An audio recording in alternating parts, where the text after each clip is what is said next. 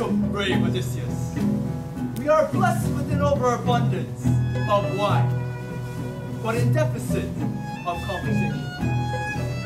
I propose a trade, a glass of wine for a tale. Some say I am as ugly as a Cyclops, but I know you can't deny that. Thank you, my friend. I have seen the Cyclops. Believe me, you are closer to Adonis than to that monstrosity. My gracious hosts, be warned.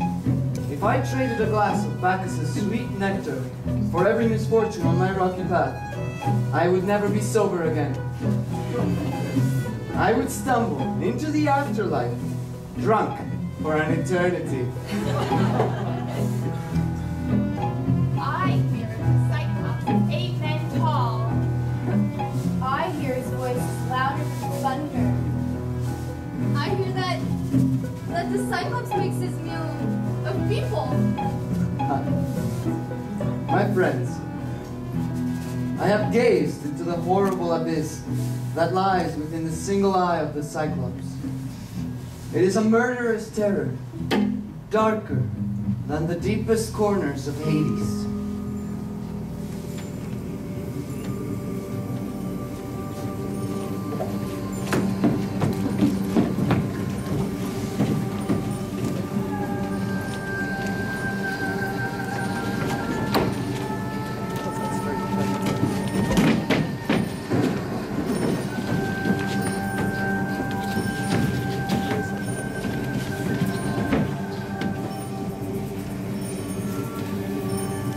Now Zeus, Lord of Cloud, roused in the north a storm against the ships, and driving veils of squall moved down as night upon land and sea. Bows plunged at the gust, sails cracked and lashed out strips. We saw death in that fury, so we unshipped the yards and pulled for the nearest lee. And for 2 long days and nights, we lay offshore, worn out and sick at heart, tasting our own grief.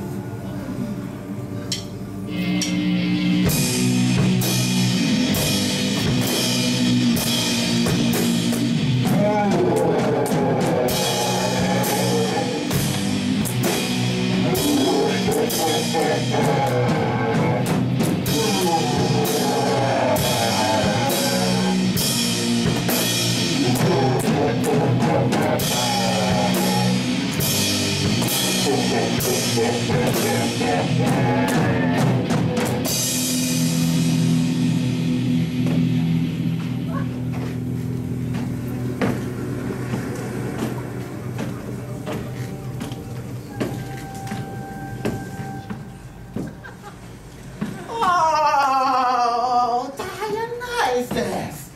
Do you know how many times, not only now, but since I was a youth, I've put myself through agonies for you?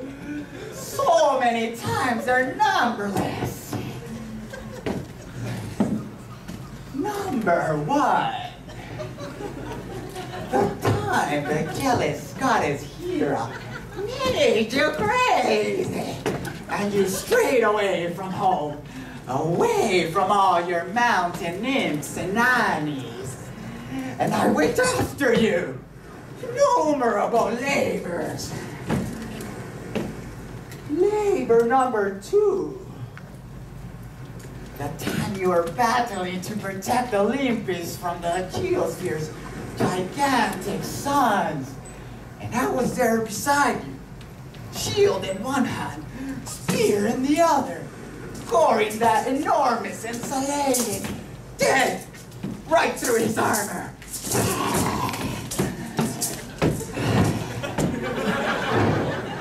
And Dionysus, here I am today, suffering more than ever. The torments can't be counted.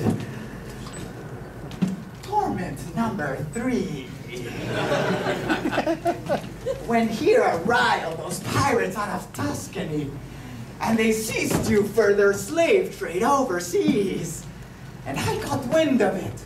We took to sail. My own sons manning oars on either side, while I stood tiller. Lord, how high and low we looked for you.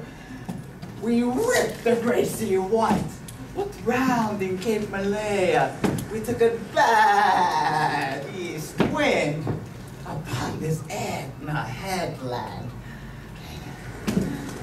Living in caverns, last, not least, were Cyclops. Numberless horror, number 4.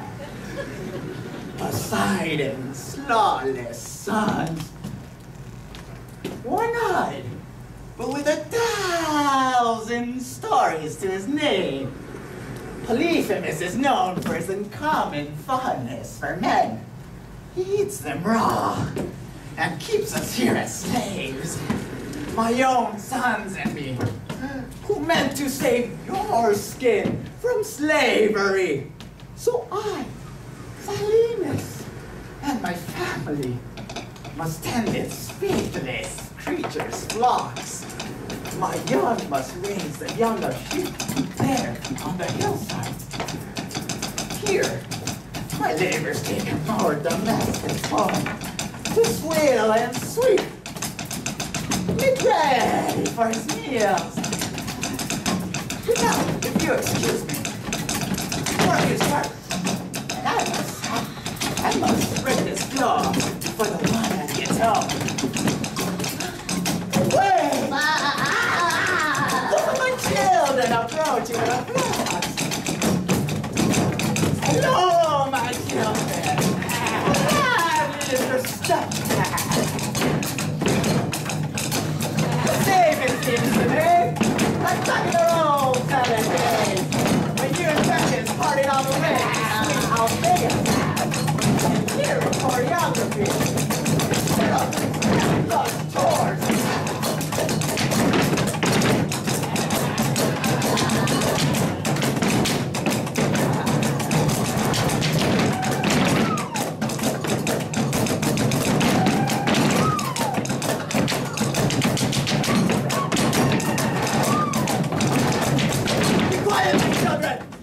Quickly with animals. You heard him, move it. But father, what's the hurry? I see a ship on the beach down there. It's great. Oh, unlucky visitors. Who can they be?